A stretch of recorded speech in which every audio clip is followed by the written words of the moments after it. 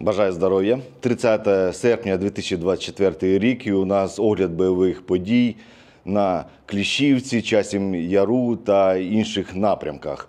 Дуже багато таких негативних кіпішних новин було у інформаційному просторі. Зараз з усім розберемось.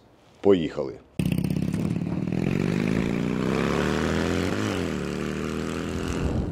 Кліщівський напрямок у нас за тиждень лінія фронту не змінилась. Ворог ніде не просунувся.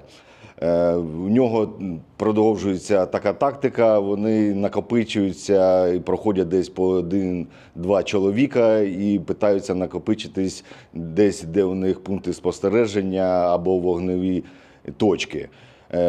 По максимуму їх знищуємо, то ворогу накопичитися там просто неможливо. Так, у нас по радіоперехвату є інформація, що ворог збирається зробити таку велику атаку, застосувавши приблизно 500 солдат та броньовану техніку.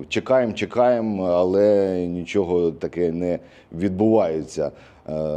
Було таке, що 5 чоловік ворожих, вони зі сторони Іванівського, вони дійшли до каналу і питались там закріпитись, але повністю були знищені дронами камікадзе.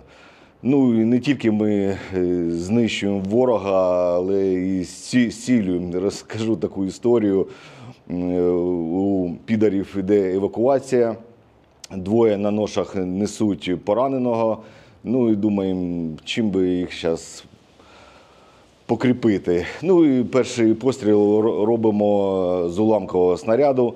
І снаряд десь метрів 10 від них падає, розривається. Вони кидають ці ноші, нікого не затрьохсотили, починають біжати. І що ви думали, цей поранений теж оживає, встає і починає біжати швидше, ніж ті, що його несли.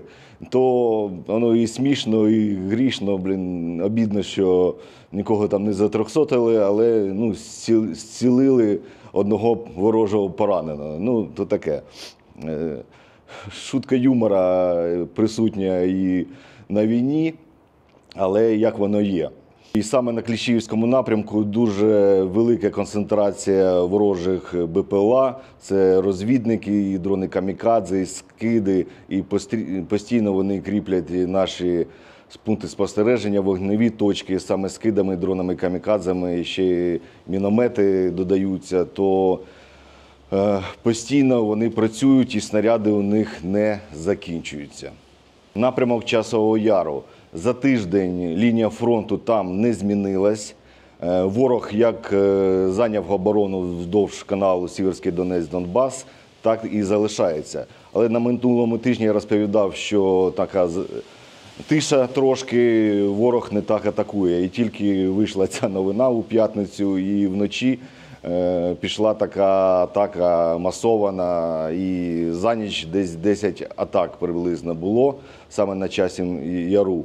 Вони проходили і проходять зараз, у них 2 місця є, де вони більш всього питаються пройти, але ворога постійно ми знищуємо. Не скажу, що за каналом вони не знаходяться, бо у них постійно йде підкріплення, постійно їх нищимо, але вони там намагаються досі закріпитись. Успіху вони не мають, то по Часовому Яру можу сказати, що оборона тримається дуже міцно і ворога не пропускаємо. По Костянтинівці постійно прилітає стволка, ворог постійно обстрілює, і навіть КАП прилітав, також і в Краматорськ дальнобійні ракети прилітають. Все це продовжується без перериву. Також казали, що там Костянтинівки вже жопа там, чи ще щось, бо їздить військова машина і гучномовець каже, що потрібно евакуюватись. Ну, якщо кажуть евакуюватися, це не треба, що ми там здаємо якесь місто чи ще щось. По-перше, це для того, щоб зберегти життя місцевого населення, це раз. То, що вже, якщо стволка достає вже до Костянтинівки, то це дуже небезпечно. І здравий смисл каже про те, що треба відтіля виїжджати місцевим.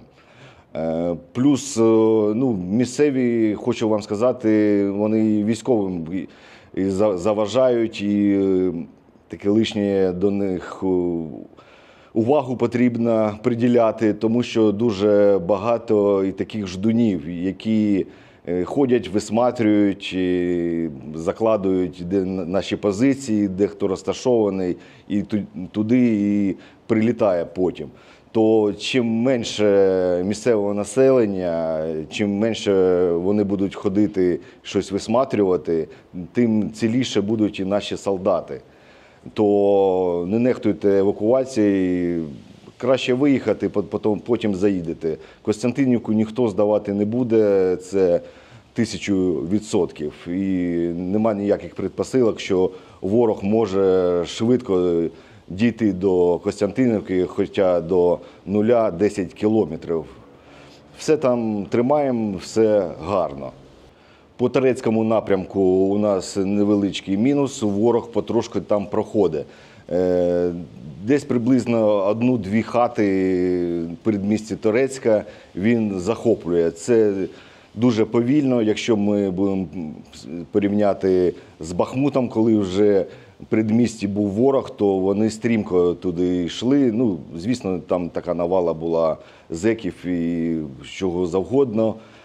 І там дуже швидко вони просувались по Бахмуту. Тут стоять такі кремезні бригади, які все-таки не дають ворогу швидко проходити. Їх крошать, але у них багато резервів, вони постійно підтягують. Максимально стримується ворог на Торецькому напрямку. І самі такі болючі новини у нас з напрямку Покровська.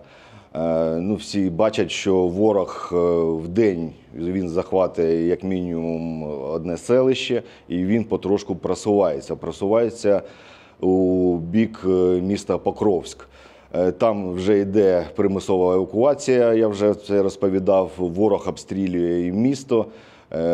Я постійно буваю у Покровській і з кожним днем все більше і більше прильотів саме по місту. То евакуюватись місцевим потрібно там. Але ворогу просто не прийти саме до міста, так як йому потрібні фланги. Є ще місто Селідове, яке під нашим повністю контролем. Ворог не може до нього дійти, його постійно крошать і просто знищують цілими ротами ворожі. Але у них дуже багато підкріплень, і техніка, і снарядів, усе у них вдосталь, і вони сунуть. Я не скажу, що вони доб'ються свого і вони увійдуть у Покровськ. Бо стільки вже завезено техніки вокруг Покровська, стільки бригад, вже прикомандированих і батальйонів, і рот різних бригад, і вони ще не задіяні. Буде щось цікаве, ворог буде повністю знищений на Покровському напрямку. Як по мені, то самий великий мінус, коли так багато ще різних бригад і прикомандированих, яких додали у розпорядження якоїсь бригади, то це комунікація, зв'язок, комунікація, щоб не було і френдів фаєр, і всі робили чітку роботу. То я сподіваюся, що саме на Покровському напрямку не буде таких помилок. І уся комунікація з усіма батальйонами, бригадами, дивізіями буде гарна. І у скорому майбутньому, дуже скорому, ми побачимо, як всі бригади дуже гарно відпрацювали і знищили ворога на Покровському напрямку. То не треба якусь розвивати зраду чи ще щось десь ми програємо. Командування бачить, що робить, всі бачать, де вони проходять, і є план. Що це за план, скоро ви побачите. І це буде перемога, бо ми не переможні. Слава Україні, слава ЗСУ, а Путін – гандон.